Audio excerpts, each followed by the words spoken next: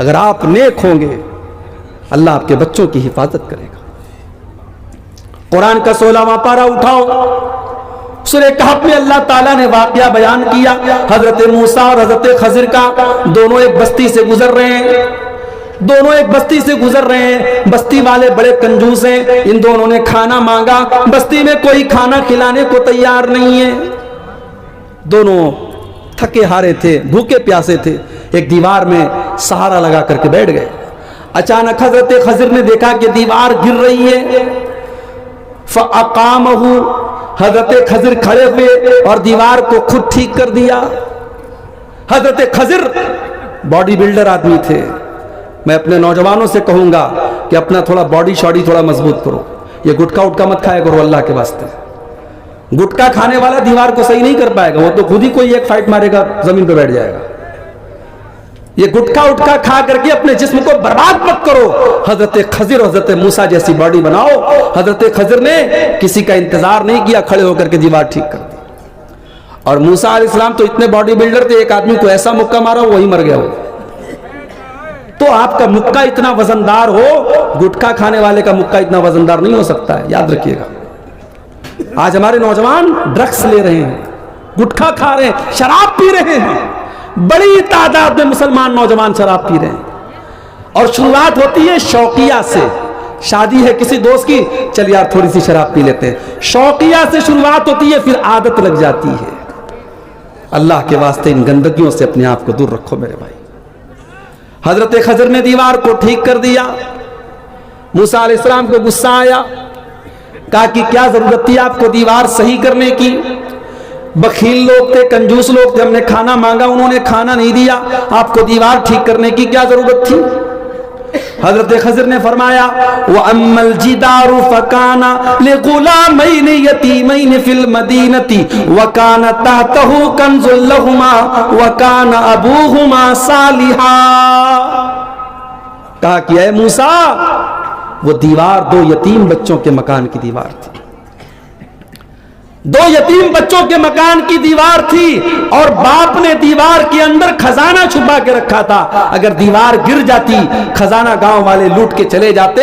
और बाप एक नेक इंसान था, अल्लाह ने मुझे हुक्म दिया कि नेक बाप की औलाद का खजाना बर्बाद ना हो, इसलिए अल्लाह ने मुझे हुक्म दिया कि उस दीवार को मैं ठीक कर दूं। अल्लाह अकबर। हम नेक बन जाएं, हमारी आने वाली नस्लों की अल्लाह हिफाजत करेगा। याद रखो, गुनाहों की कीमत नस्लों को भी चुकानी पड़ती है। आपके गुनाहों की कीमत आपकी आने वाली नस्लों को चुकानी पड़ेगी, और आपकी नेकियों का फल आपकी आने वाली नस्लों को भी मिलेगा। इसलिए अगर अपनी औलाद की भलाई चाहते हो तो अपने को दीनदार बनाओ, अपने को तकवा वाला बनाओ, अपने आप को जहन्नम से बचाने वाला, जहन्नम से बचने वाले अमाल अपने अंदर पैदा करो। अल्लाह ने फरमाया, व अज़वाजुकुम, अगर अपनी बीवियों से मोहब्बत करते हो तो बीवी से बढ़कर के अल्लाह और उसके रसूल से मोहब्बत होनी चाहिए।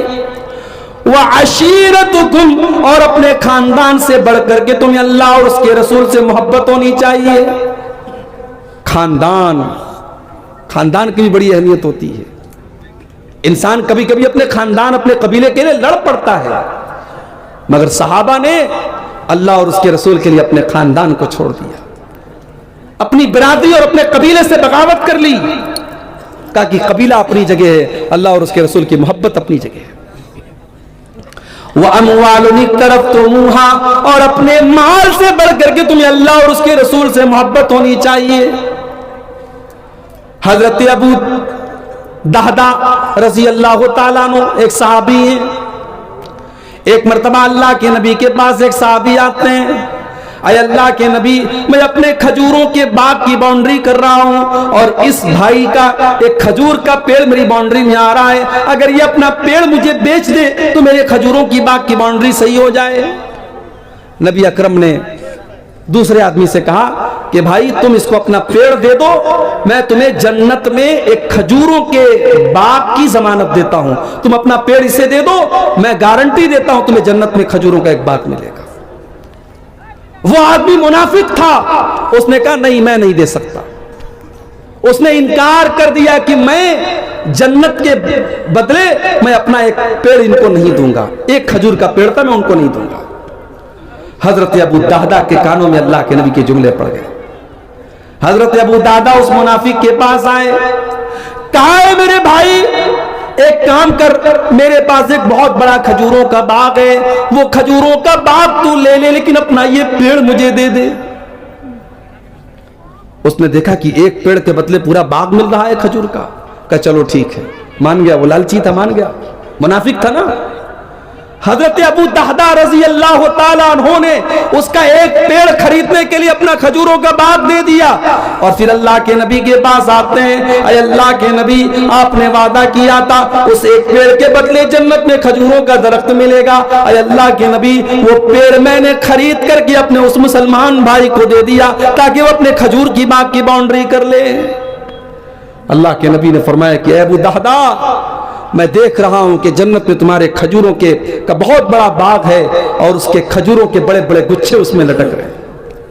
हजरत अबू दादा आते हैं अपने खजूरों के बाग में और बाहर से अपनी बीवी को आवाज देते हैं कि मेरी बीवी इस बाग से तू जल्दी से निकल जा, अब ये बाग हमारा नहीं है, मैंने इसको बेच दिया है।